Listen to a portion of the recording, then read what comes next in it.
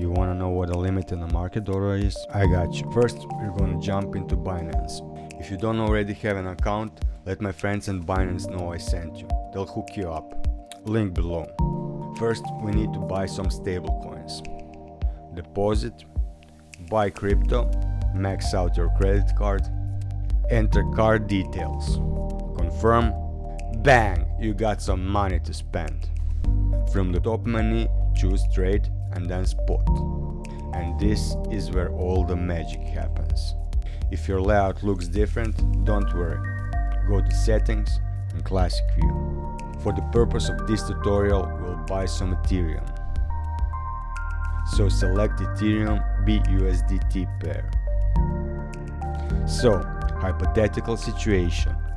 You heard on the interweb that a Bitcoin is going to $1 Brazilian and you need to buy some right now.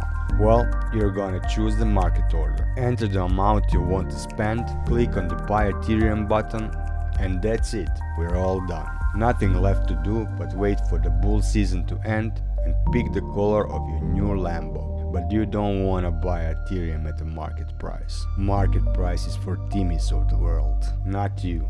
You're smart. You're freaking genius. You know there's a better way. By looking at the graph, you see that the price is going down. You can squeeze another 5%. You just need to be patient. But you don't want to wait by the computer for the next 12 days. Well, you're in luck because the limit order has got your back. Who writes this crap? Select the limit order. Enter the amount you want to spend. Select the price at which you would like to buy. Click on the buy Ethereum button. After your order is executed, at the end of the next bull run, you will have at least 5% better Lambo than little Timmy.